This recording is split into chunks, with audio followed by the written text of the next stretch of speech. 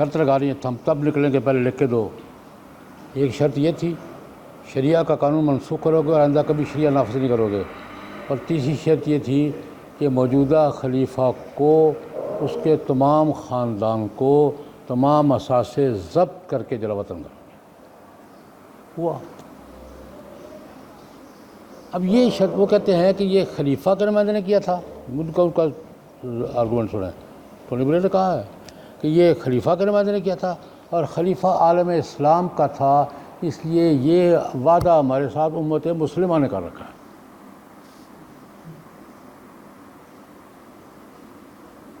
یہ وعدہ ہمارے ساتھ مصطفیٰ کمال کا نہیں ہے، کس کا ہے؟ خلیفہ وقت کا۔ اور خلیفہ کس کا تھا؟ امت کا۔ امت نے ہمارے ساتھ وعدہ کر رکھا ہے، اس لیے دنیا کے کسی خطے میں نہ خلافت قائم ہونے دیں گے نہ شریعہ نافذ ہونے دیں گے۔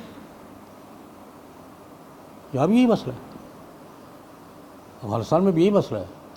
آپ بین الاقوامی معاہدہ پہ آج دستخط کرتے ہیں، شام سے پہلے تسلیم بھی ہو جائیں گے، سارے پیسے بھی مل جائیں گے، وہ اڑے ہوئے ہیں۔ اور اڑے ہوئے اس لیے ہیں کہ اگر یہ دستخط کر دیں تو 40 سال جنگ کیوں لڑی ہے؟ اللہ استقامت دے، اللہ پاک ان کو استقامت دے۔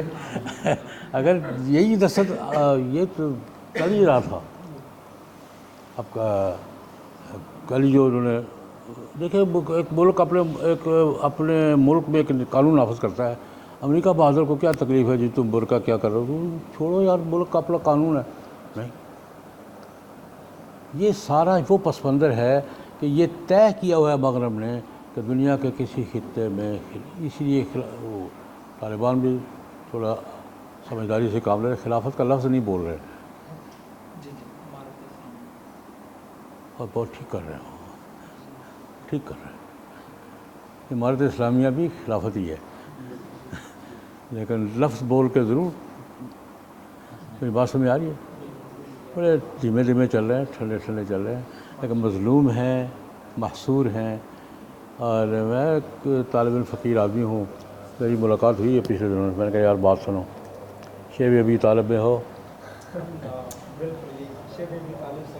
شیب ابی طالب میں ہو، بھوک برداشت کرنی پڑے گی۔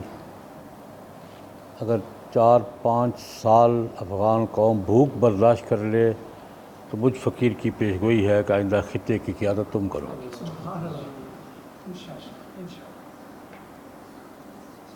لیکن ہمیں بھی کچھ برداشت کرنا چاہیے نا، ساری برداشت ان پر نہ ڈال دیں، ہمیں بھی کچھ نہ کچھ کرنا چاہیے۔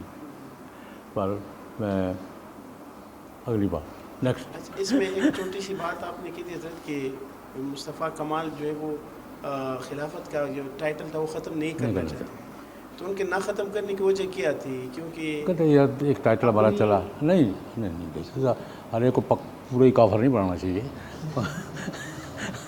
کفر کے بھی درجات ہوتے ہیں۔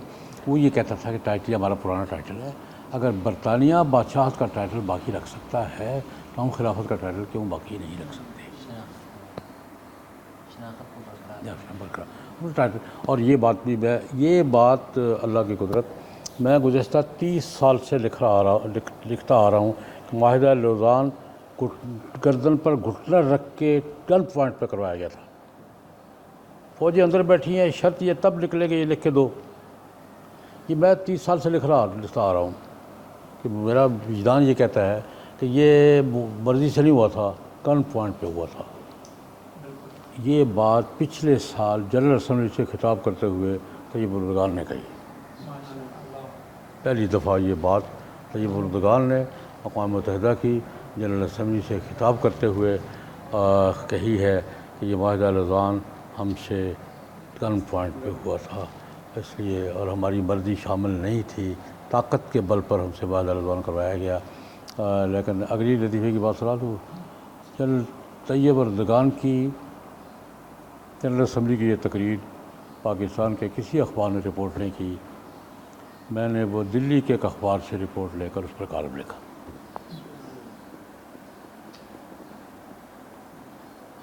ہم اس مقام پہ کھڑے ہیں، پاکستان کے کسی اخبار نے رپورٹ نہیں۔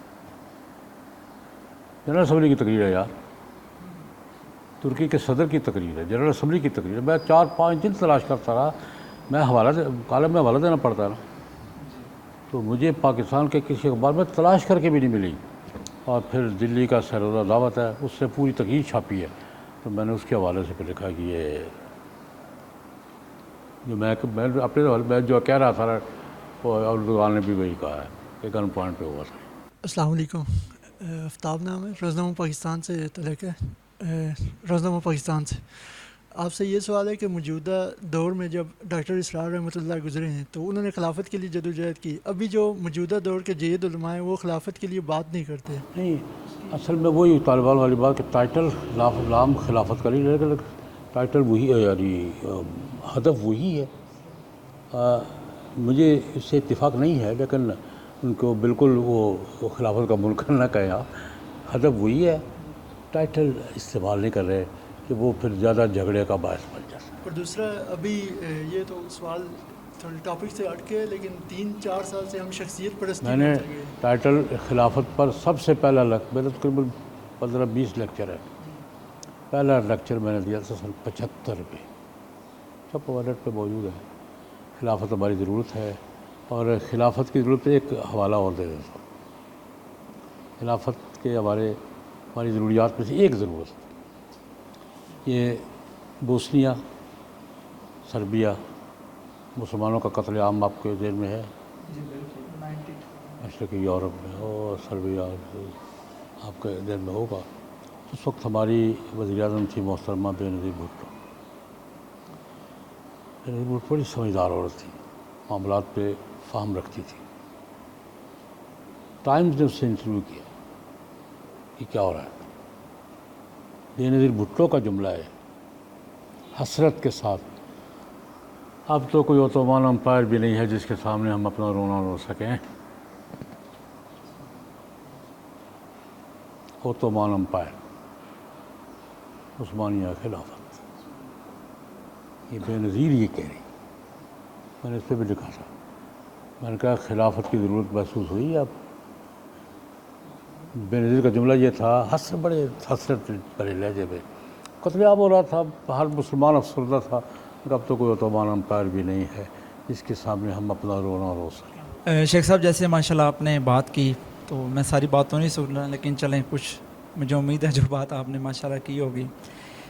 شیخ صاحب، اگر میرا ایک سوال بھی ہے یا اس کو تھوڑا سا ایک مشورہ بھی سمجھ لیں، ایک امت کے سامنے سارے ماشاءاللہ امت کی نوجوان بیٹھے ہیں، تو اگر ہم یہاں پر خلافت کی یا نظام کی بات کرتے ہیں، اسلامی نظام کی یا دین کی بات کرتے ہیں، تو یقیناً جو ہے یہ جو طاغوت کے ایجنٹ ہیں، سوری یہ بھی تھوڑا سخت لفظ ہے، یا جو دوسرے نمائندے ہیں، ان کو یہ کسی صورت ہضم نہیں ہوگی، یہ بات نہیں ہو رہی، نہیں ہوگی بھی نہیں، ہو بھی نہیں رہی، ہوگی بھی نہیں۔ اور لا محالہ یہ جو ہے وہ سنت رسول صلی اللہ علیہ وسلم کے مطابق ہمیں ہجرت کا رستہ اختیار کرنا ہی پڑے گا، اور یہ نہیں ہو سکتا کہ ہجرت نہ ہمیں کرنی پڑی۔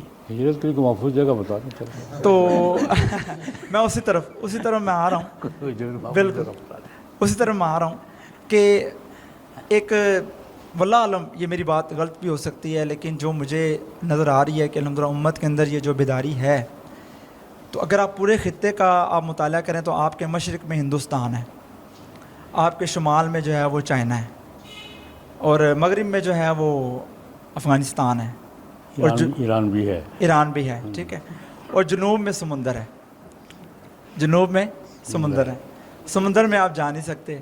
مشرق میں ہندوستان، ظاہری بات ہے وہاں بھی آپ کو ایسا کوئی معاملہ نہیں ہے، تو چائنا آپ کو کسی صورت ایسے حوالے سے، تو ایک ہی خطہ ہے جن کی آپ نے بھی تاریخ بھی کی آپ کے ہاں آ کے نمٹنا چاہ رہا ہے کہ افغان باقی کوثار باقی، الحکم للہ والملک للہ، یہ علامہ اقبال صاحب رحمۃ اللہ علیہ نے فرمایا تھا۔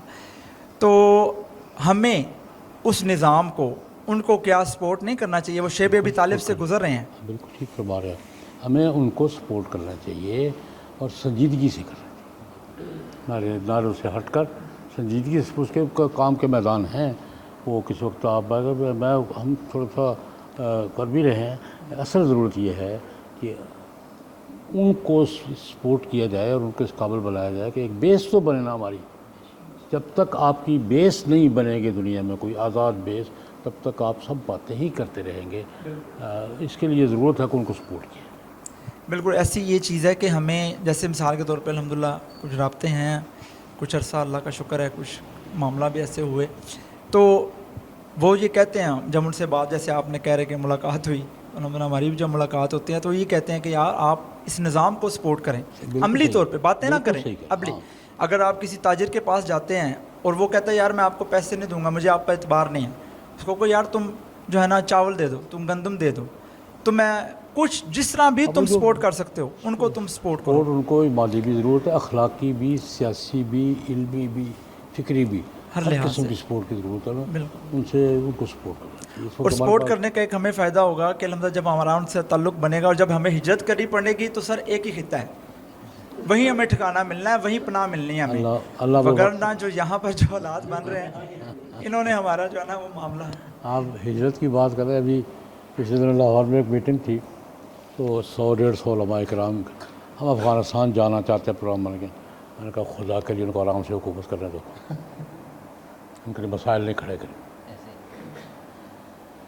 ابھی تو 100-150 کے متحمل نہیں ہیں وہ. آپ اللہ خیر.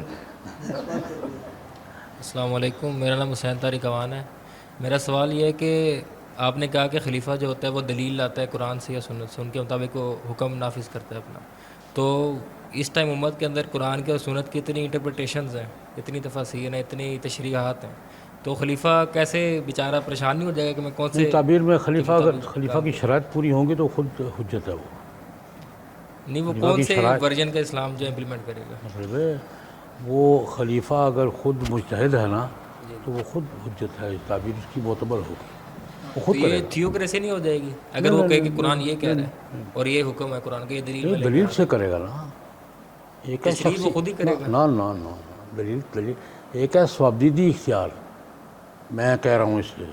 ایک ہے فلاں حدیث میں فلاں فقہا کا قول ہے کسی ایک مذہب پہ. اس میں اصول یہ ہے دنیا میں کہیں بھی آپ عمارت اسلامی قائم کریں گے، وہاں کا جو فقہی اکثریت ہوگی وہاں کا قانون ہوگا. جہاں حنفی زیادہ ہے وہاں حنفی ہوگا، جہاں شافعی زیادہ شافعی ہوگا، جہاں مالکی زیادہ مالکی ہوگا. اب تک ہوتا ایسے ہی ہوتا آ رہا ہے.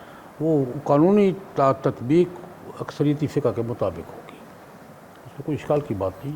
اچھا، دوسرا یہ ہے کہ بطور ایک انڈیویجول یہ جو ابھی زندگی کا سٹیج چل رہا ہے، ہم خلافت کے لیے کیا کر سکتے ہیں عملی طور پہ، ایک اسٹوڈنٹ کے طور پہ یا ایک نوجوان کے طور پہ؟ اس کے لیے کہ جیسے تحریکیں کر رہی ہیں نا، شعور پیدا کریں، بیداری پیدا کریں. پہلا درجہ بیداری کا، دوسرا درجہ بیداری کا. خالی بیداری کام نہیں کرے گی، بیداری بھی پیدا کرنی ہوگی، اس کے بعد پھر تشکیل ہوگی. لیکن ابھی ہم بیداری کے مرحلے ابھی لوگوں کو پتہ نہیں ہے. 99% لوگوں کو پتہ نہیں ہے کہ خلافت ہے کیا چیز، اس کا فائدہ کیا ہے، نقصان کیا ہے. ابھی یہ مباحثے اور اس کا ایک حضرت آپ کا ایک موضوع سے تھوڑا ہٹ کر یہ سوال ہے، کافی عرصے سے ذہن میں لے کے گھوم رہا تھا. میں نے کہا جب بھی موقع ملے گا آپ سے براہ راست کروں گا. بہت پہلے آپ کا ایک کالم پڑھا تھا، میرے خیال سے 2001 کا ہے یا لگ بھگ، میں تاریخ بھول رہا ہوں. آپ نے وہ لکھا تھا مفتی محمود رحمۃ اللہ علیہ یا چند اور علماء کے متعلق یہ ایک سوال اٹھایا جاتا ہے، آج بھی وہ سوال اٹھایا جاتا ہے کہ انہوں نے کہا تھا کہ ہم پاکستان بنانے کے، شکر ہے کہ ہم پاکستان بنانے کے جرم میں شریک نہیں ہوئے. تو وہ کالم جو آپ نے لکھا تھا اس میں آپ نے میرے خیال سے وضاحت کی تھی کہ میں اس جو جب یہ بات کہی گئی تھی تو آپ وہاں پر موجود تھے. تو میں کہتا ہوں کہ اگر آپ اس کی تفصیل بتا دیں کہ ہوا کیا تھا اور یہ بات کیا ہے. یہ سن 75 کی بات، 75 75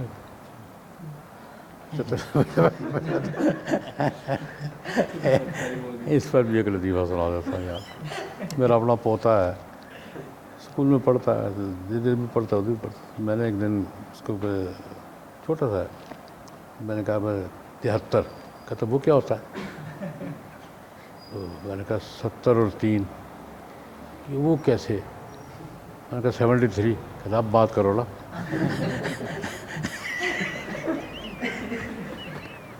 اپنا پوتا ہے میرا. میں نے کہا 73، کہتا دادا وہ کیا ہوتا ہے؟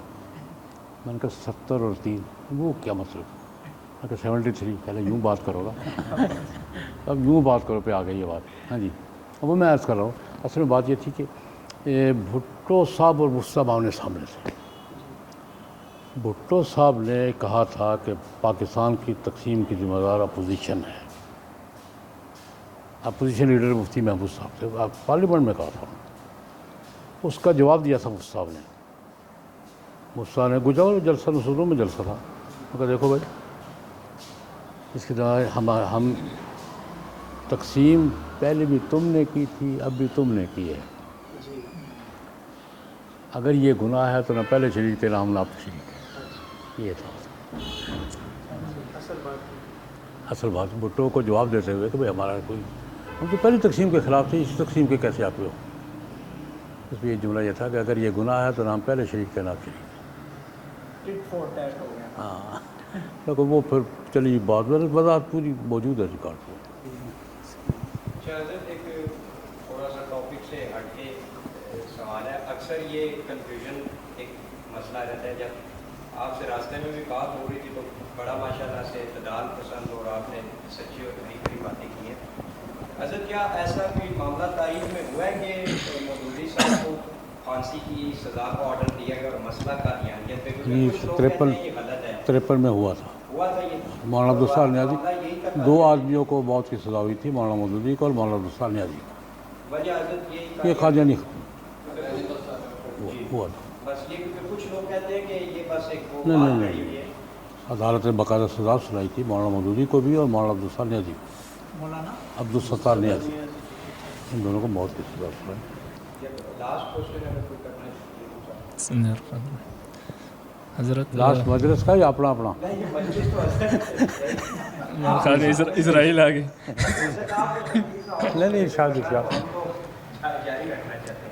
حضرت وہ لاسٹ کا وہ میں نیو یارک گیا ہوا تھا تو 5-7 پروگرام ہوئے.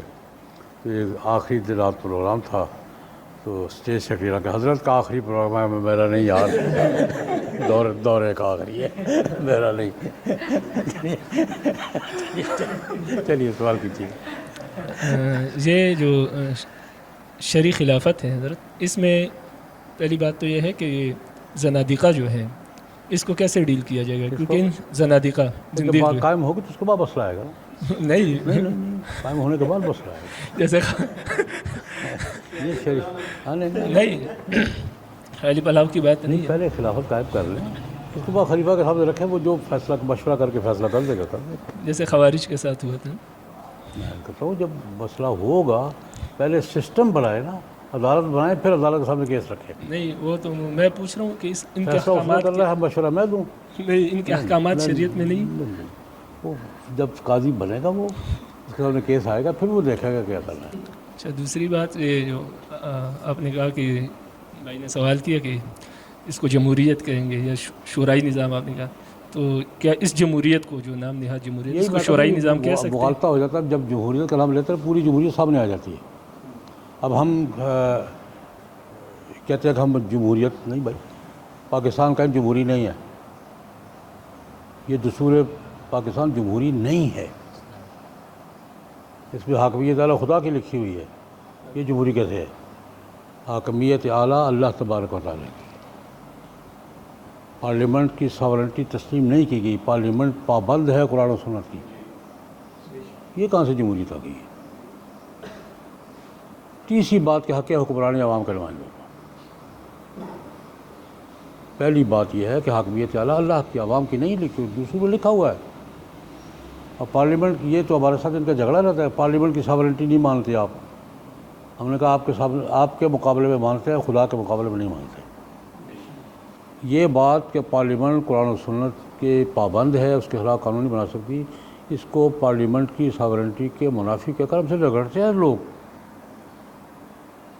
وہ جمہوریت کا لفظ ہم بول دیتے ہیں تو سارا کچھ گم ہو جاتا ہے. یہ نہیں ہے, اور جو بات جتنی ہے اتنی رہنے دیں. حضرت یہ معاہدہ لوزان جو تھا ترکی کا, یہ تو 100 سال کے لیے ہوا نا, تو اب 100 سال کے لیے تو 100 سال 2023 میں ختم ہو جائیں گے, تو اب ان کا یہ کہنا کہ ہم خلافت کو برداشت نہیں کریں گے. یہی اس سے کہا 10 سال پہلے کہا تھا. لیکن یہ بھی مغالطہ دور کرتی ہے. ہمارا ہے کہ معاہدہ لوزان ختم ہو, مدت ختم ہوگی, پتہ نہیں کیا کچھ بھی نہیں ہوگا. اور بہت خوش فہمی میں صرف ایک فرق پڑے گا. معاہدہ لوزان اگلے سال مکمل ختم ہو رہا ہے, معاہدہ لوزان ختم ہوا تو صرف ایک فرق پڑے گا، اس وقت کچھ نہیں ہوگا کہ یورپی یونین ایک ریزولیشن کرے گی معاہدے کی 100 سال یا 50 سال کی توسیع کی، اردگان ہوا تو یہ نہیں مانے گا، دوسرا کوئی اور تو مان لے گا، اس کے سوا کوئی فرق نہیں پڑے بغاوت جو ہے اسی کا سلسلہ ہے؟ ہاں بغاوت جو ہے پتہ نہیں، جو بہرحال یہ ہے کہ جب معاہدہ ختم ہوگا تو میرا تاثر یہ ہے کہ یورپی یونین ایک ریزولیشن کرے گی، یورپی یونین موجود ہے، ریزولیشن کرے گی کہ ہم معاہدے میں توسیع کرتے ہیں، اردگان یا اس کی پارٹی ہوئی تو وہ توسیع کو نہیں مانیں گے، کوئی اور پارٹی آ گئی تو مان لیں گے اور ہو جائے گی۔ اچھا حضرت، میرا ایک کوشچن ہے، ابھی وہ بھائی بھی کہہ رہے تھے اور یہ بات ہو رہی تھی اکثریت سے، لیکن حضرت خلافت میں اگر ہم صدیق اکبر کا دور دیکھیں رضی اللہ تعالیٰ عنہ، تو یہ بھی ہے کہ بعض اوقات وہ جو منکرین زکوٰۃ والا مسئلہ ہوا تو صحابہ کی بہت بڑی اکثریت ان کو منع کر رہی تھی، اور پھر بڑے انہوں نے تاریخی الفاظ بولے، تو پھر تو حضرت یہ بھی ہے نا کہ خلافت میں پھر اتھارٹی بھی تو خلیفہ کو دی گئی ہے نا، کہ ایک طرف اکثریت کی رائے اگر ٹکراؤ کھا رہی ہو تو پھر وہ اکثریت کی دلیل نہیں دیکھی جائے گی، یہ دیکھی جائے گی کہ قرآن وہ اکثریت نہیں تھی، اچھا اکثریت بھی نہیں تھی، 2-3 بزرگ تھے، بڑے بزرگ تھے نا، حضرت عمر کا بھی غالباً آتا ہے تو وہ اکثریت نہیں تھی نا، جی۔ آپ اکثریت لڑکا ہے نا، وہ خلیفہ کی صحبت پر جیسے فیصلہ کرے، تو ویسے حضرت اگر خلافت تو بہت بڑی شخصیت ہے جی، لیکن اکثریت نہیں تھی۔ تو اگر حضرت ایسا کوئی سسٹم آگے بنتا ہے، ویسے جو خلافت راشدہ کی جو ترتیب ہے، اگر مثال کے طور پہ اکثریت مسلمانوں کی خلیفہ کو، علماء کی آپ کہہ لیں، کسی مسئلے پہ یہ اختلاف ہو جائے تو ان پہ پھر خلیفہ جو ہے وہ اپنا فیصلہ مسلط نہیں کر سکتا، مطلب اس سے یہ معنی نکالیں، یا اس کو یہ اتھارٹی دیتا ہے دین کہ آپ فیصلہ کر سکتے ہیں؟ ہاں کر سکتے ہیں، کر سکتے ہیں، لیکن شورا کی پابندی بھی کرے گا، جی وہ ٹھیک، یہ بیسکلی سمجھنا چاہ رہا اس تھا۔ کی پابندی بھی کرے۔ میں دیکھ رہا ہوں احد کی جنگ میں بعد جا کے لڑنا کے اندر بیٹھ کے لڑنا ہے، شورا میں بات آئی، رسول اللہ صلی اللہ علیہ وسلم کی اپنی رائے کیا تھی؟ فیصلہ کس بات پہ ہوا؟ حضور نے مشاورت میں اپنی رائے کے خلاف لوگوں کی بات مانی ہے، موقع مال کی بات ہے، ہاں، اور اس کے بعد وہ آئے معذرت کرنے آئے، جنہوں نے اپنی رائے پہ اصرار کیا تھا، بات مانی، وہ معذرت، یا رسول اللہ میں ہو گیا فیصلہ۔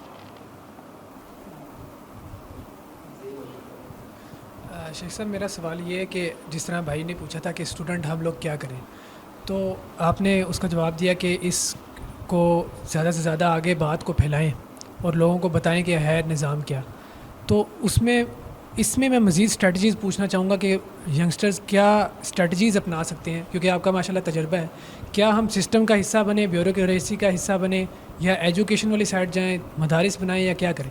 اور دوسری بات یہ کہ اس وقت کون سا اتنا لٹریچر ہے کہ ظاہری بات ہے دنیا ماڈرن ہو چکی ہے، اب وہ گلوبلائزیشن کا زمانہ ہے اور وہ ادارے بھی گرو کر چکے ہیں، تو اس وقت کون سا ایسا لٹریچر، کس جماعت کا ایسا لٹریچر اس قابل ہے کہ وہ اس سارے نظام کو ایکسپلین بھی کر سکے؟ کیونکہ معاشی نظام کو ایکسپلین کرنے کی بات آتی ہے تو ہم جیسے لوگ جو سیاست کو شاید جانتے ہوں وہ معاشی نظام کو نہیں جانتے ہوتے، کچھ لوگ معاشی نظام کو جانتے ہوں گے وہ سیاست کو نہیں جانتے ہوں گے، تو ایسی کون سی جماعت ہے یا ایسا کون سا گروہ ہے جس کے پاس اتنا ضخیم لٹریچر ہے، اور اس کو پھر پھیلانے کے لیے یا پھر اڈاپٹ کرنے کے لیے، جس طرح میں نے کہا بیوروکریسی میں جائیں، یا اسٹریٹجیز کیا ہو سکتی ہیں مزید؟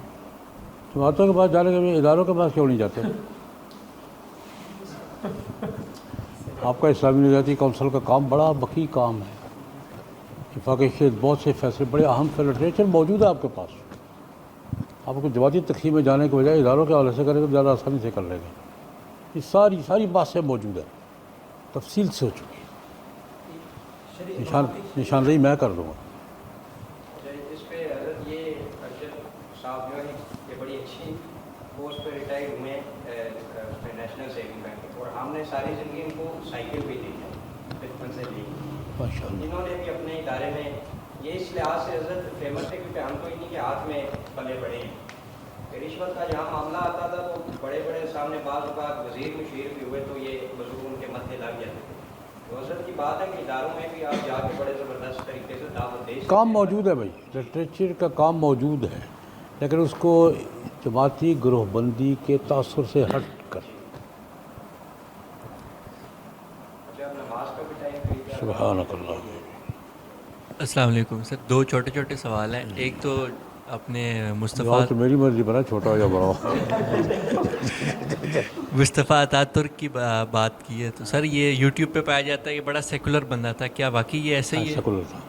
ये अतातुर्क का एक डिस्क्रेडिट है, एक क्रेडिट है। मैं तारीफ़ का तालिब हूँ। डिस्क्रेडिट ये कि उसने खिलाफत ख़त्म की, मजबूरन की, कि कर तो दी ना, शरिया मनसूख की और खिलाफत के ख़िलाफ़ उसने महाल बोला। लेकिन उसके क्रेडिट की बात यह है कि उसने तुर्की बचा लिया।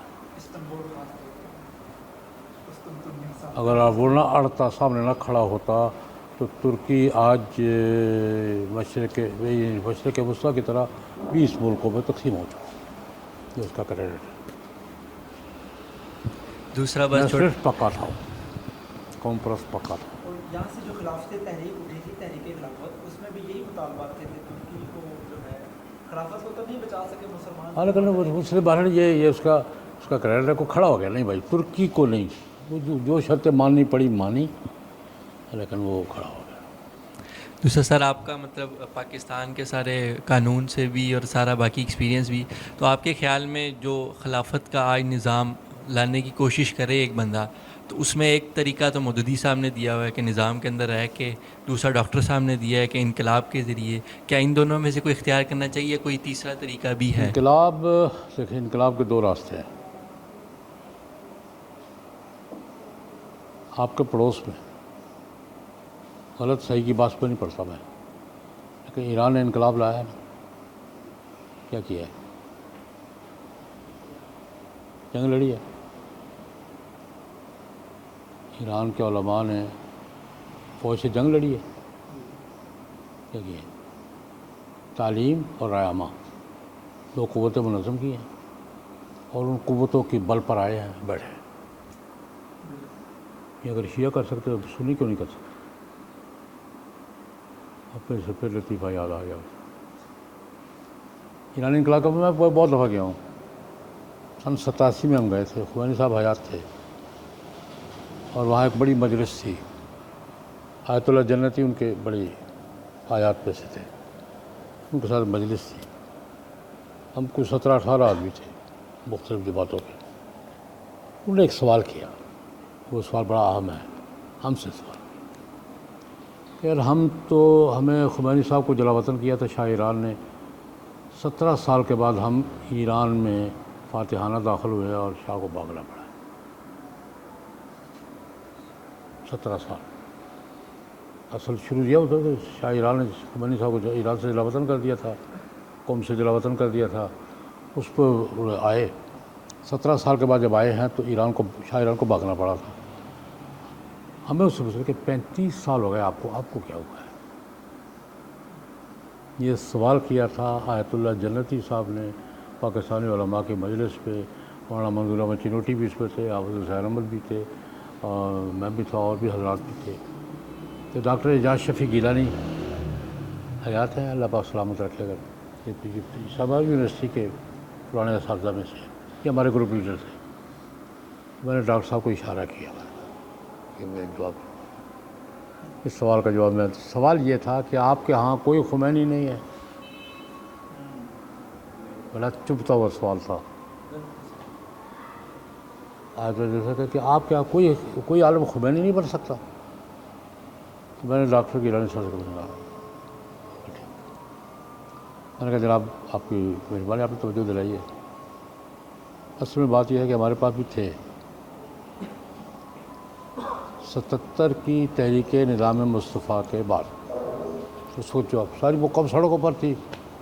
میں نے کہا دو تھے، مفتی محمود صاحب آگے بڑھتے اور نورانی صاحب ہاتھ پہ بیعت کر لیتے تو مفتی صاحب خمینی تھے، اور نورانی صاحب آگے ہوتے اور مفتی صاحب بیعت کر لیتے تو خمینی.